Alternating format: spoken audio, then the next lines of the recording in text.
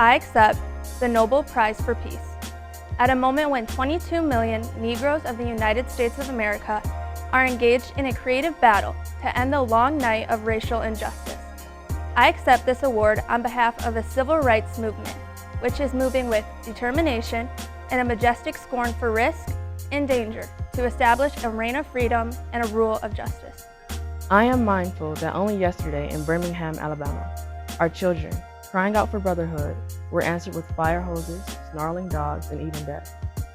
I am mindful that only yesterday in Philadelphia, Mississippi, young people seeking to secure the right to vote were brutalized and murdered. And only yesterday, more than 40 houses of worship in the state of Mississippi alone were bombed or burned because they offered a sanctuary to those who would not accept segregation. I am mindful that debilitating and grinding poverty afflicts my people and chains them to the lowest rung of the economic ladder. Therefore, I must ask why this prize is awarded to a movement which is beleaguered and committed to unrelenting struggle, to a movement which has not won the very peace and brotherhood which is the essence of the Nobel Prize.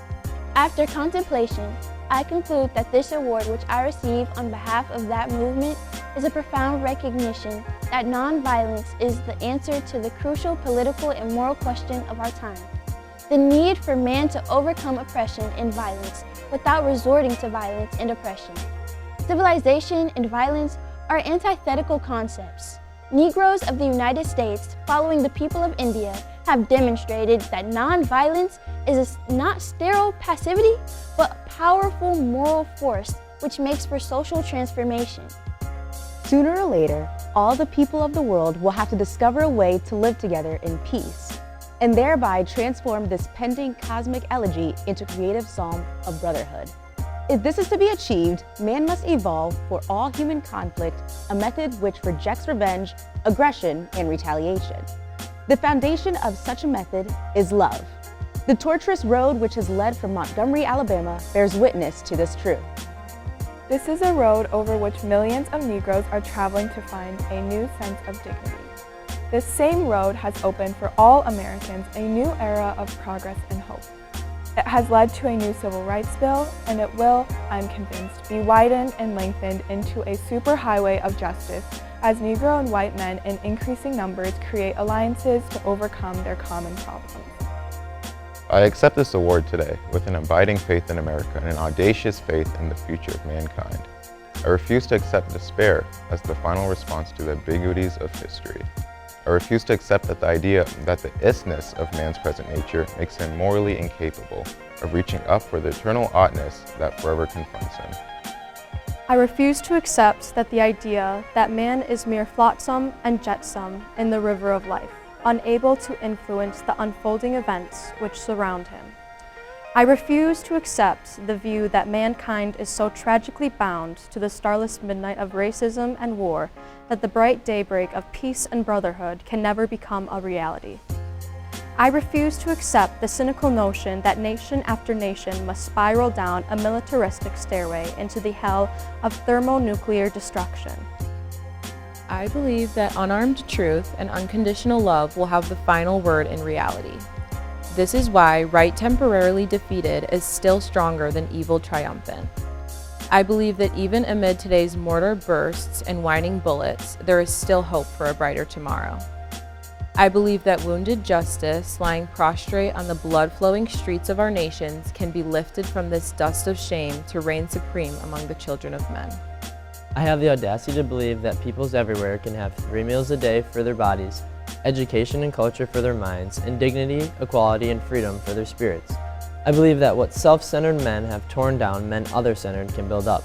I still believe that one day mankind will bow before the altars of God and be crowned triumphant over war and bloodshed, and nonviolent redemptive good will proclaim the rule of land.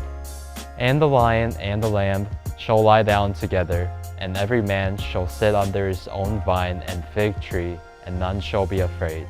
I still believe that we shall overcome. This faith can give us courage to face the uncertainties of the future.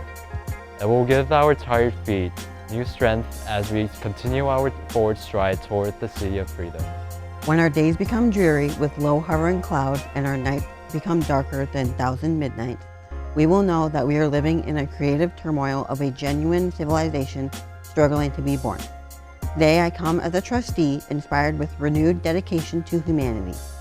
I accept this prize on behalf of all men who love peace and brotherhood.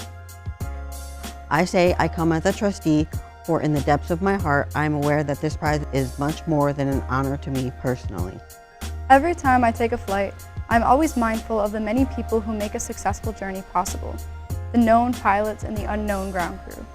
So you honor the dedicated pilots of our struggle who have sat at the controls as the freedom movement soared into orbit.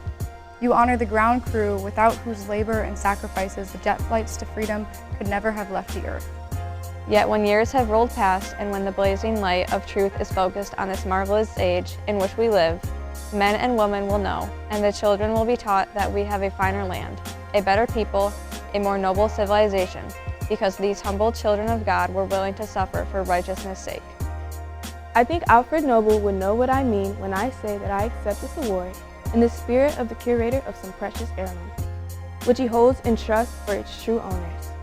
All those whose beauty is truth and true beauty, in whose eyes the beauty of genuine brotherhood and peace is more precious than diamonds or silver or gold.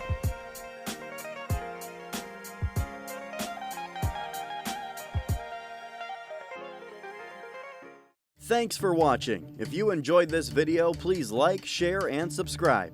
And make sure to click that bell icon to stay notified when we upload new content.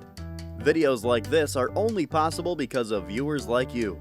To help support this channel, click on the link in the description below. We'll see you next time.